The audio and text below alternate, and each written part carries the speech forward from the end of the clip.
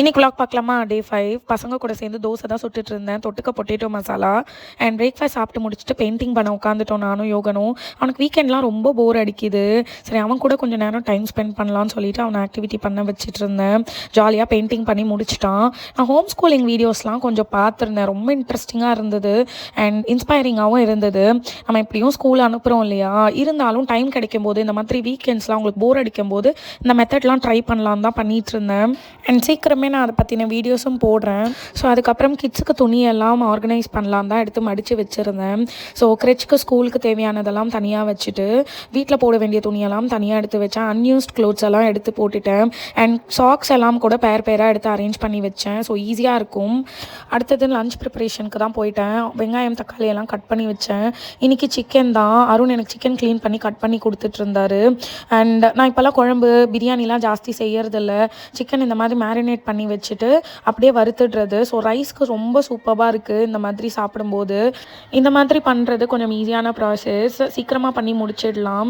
So நல்லா marinate பண்ணி வச்சு மொத்தமாக அப்படியே வறுக்கும்போது பாருங்கள் என்ன மாதிரி வந்திருக்குன்ட்டு.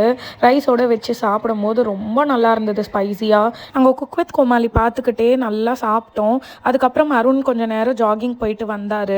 அதுக்குள்ளவே பசங்களும் தூங்கி எழுந்துட்டாங்க. எங்கேயாவது போகணும்னு ரொம்ப அடம் பிடிச்சிட்டு இருந்தாங்க. ஸோ டக்குன்னு அவங்கள கிளப்பிட்டு எங்கடா போகிறது, எப்போ பார்த்தாலும் டயர்டாக இருக்குதுன்னு கடுப்பாக தான் இருந்தது. இருந்தாலும் பசங்களுக்கு ஏதாவது ஒன்று என்ஜாய் பண்ணிகிட்டே இருக்கணும். வீக்கெண்டில் எங்கேயாவது போகணுன்னு ஆசைப்படுவாங்க. அதனால நாங்கள் பக்கத்தில் இருக்க ஒரு இடத்துக்கு வந்தோம். இது அருண் ஜாகிங் போயிட்டு வரும்போது பார்த்துட்டு வந்தார். ஒரு ட்ரீ ஃபுல்லாக ஃப்ரூட்ஸ் நிறையா இருந்தது. அது எவ்வளோ வேணால் ப்ளக் பண்ணிக்கலாம்னு அதுலேயே போர்டு போட்டிருந்தது. ஸோ அங்கே தான் வந்தோம். பார்த்தீங்கன்னா ட்ரீ ஃபுல்லாக க்ரீன் ஆப்பிள்ஸ் பாருங்கள் எவ்வளோ நல்லா இருக்குது. அண்ட் கீழேயுமே நிறைய கொட்டி கிடந்தது, வேஸ்ட்டாக இருந்தது. ஸோ டக்குன்னு ப்ளக் பண்ணலான்னு சொல்லிட்டு நானும் ப்ளக் பண்ண ஆரம்பிச்சிட்டேன். அண்ட் அருணும் பசங்களை வச்சுட்டு நிறைய ப்ளக் பண்ணிகிட்டு இருந்தார்.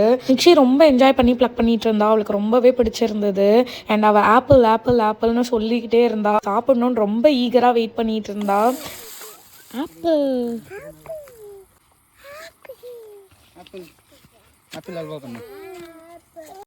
ஆப்பிள்ஸ்லாம் பறிச்சுட்டு அப்படியே வியூ எல்லாம் பார்த்துக்கிட்டு வீட்டுக்கு தான் போயிட்டு இருந்தோம். பட் இன்பிட்வீன் ஒரு ப்ரைவேட் பார்க் பார்த்தோம். ரொம்ப அழகாக இருக்குது. சரி உள்ளே போய் பார்ப்போம் அப்படின்னு தான் போனோம். யாருமே இல்லை அங்கே. ரொம்ப பீஸ்ஃபுல்லாக இருந்தது. சரி பசங்களை கொஞ்சம் நேரம் போட்டு ஸ்விங்கில் ஆட்டிகிட்டு இருந்தோம்.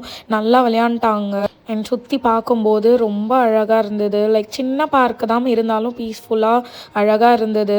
கொஞ்சம் நேரம் அருண் கிட்ட பசங்களை கொடுத்துட்டு நானுமே ஸ்விங்கெல்லாம் ஆடிட்டு இருந்தேன். அப்புறம் கொஞ்சம் நேரம் சைக்கிளிங்கும் பண்ணேன். இந்த டே எங்களுக்கு இப்படி தான் போச்சு. இந்த மாதிரி நிறைய வீடியோஸ் பார்க்குறதுக்கு எங்கள் சேனல் சப்ஸ்கிரைப் பண்ணிக்கோங்க.